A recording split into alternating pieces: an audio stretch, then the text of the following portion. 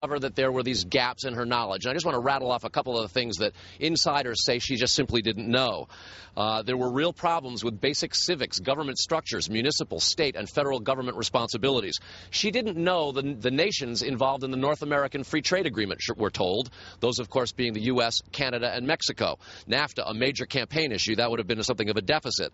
We're told that she wasn't actually able to name all the countries in North America as part of that debate, and she didn't understand, McCain aides told me today, that Africa was a continent and not a country, and actually asked them, they argue, they say, if South Africa wasn't just part of the country as opposed to a country in the continent.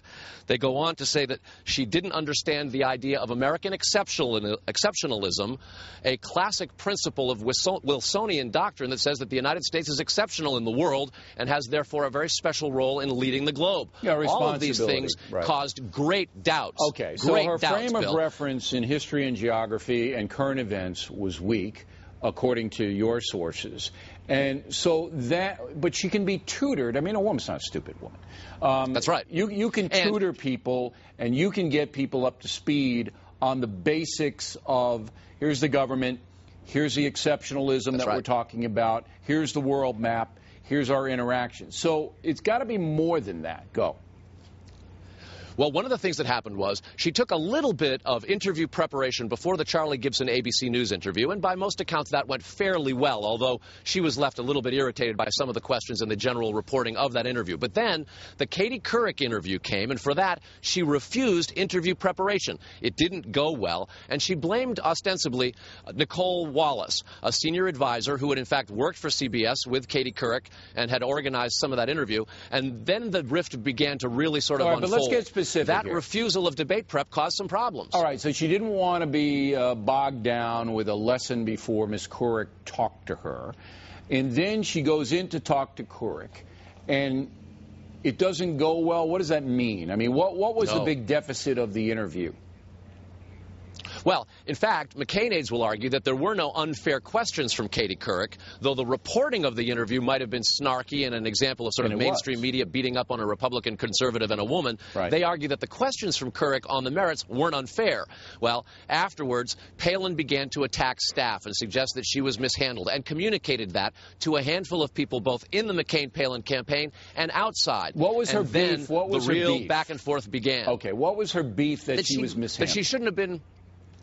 Well, that she hadn't been warned, that she hadn't been steered to opportunities where there might have been more friendly audiences. And mostly, she said she wanted to get out on the campaign trail and speak and defend herself.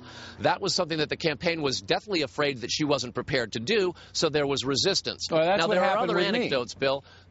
That's what happened with me. Well, listen. I talked to her on the phone. She wanted to do the interview, and then the McCain people wouldn't put her out there alone. The senator had to sit next to her, and That's right. and logistically, we just couldn't pull it off. Okay, so all of this now makes perfect sense up to, say, a week ago. Then there were reports that Sarah Palin herself, under the pressure, and she was under enormous pressure, started to crack. Is that true? Yeah. There are stories that say she would look at her press clippings in the morning and throw what has been described to me as tantrums.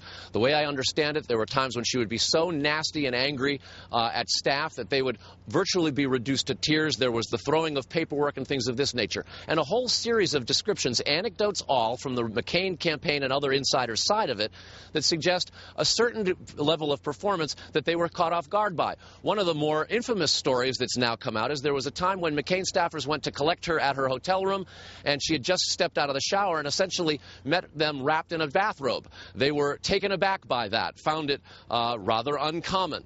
They have suggested that she's a bit of a shopaholic and that on more than one occasion she would go out and buy clothes that to many seemed unnecessary because the campaign had already provided her with a very large wardrobe, a wardrobe that famously rang up a bill of about $150,000, mostly because they bought extra sizes to make sure everything fit, but the aides say she took a lot of extra clothes. That sounds like $20,000 in clothes went to Todd Palin. Yeah, that sounds like nitpicking. Listen.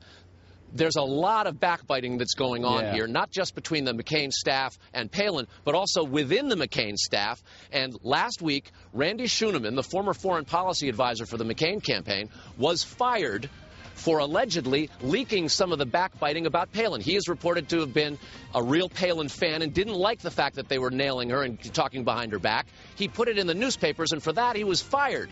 Well, at the last minute, the McCain campaign and Senator McCain himself said, let's not make it public, let's keep it quiet. That's not the kind of message that they want. He had been under fire for a chaotic campaign that was often sort of contradicting itself and wrapped up in this type of pettiness.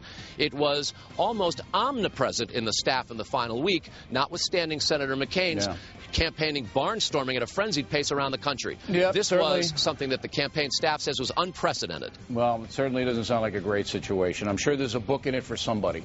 Hey, Carl, we appreciate the good reporting. Thanks very much. In a moment.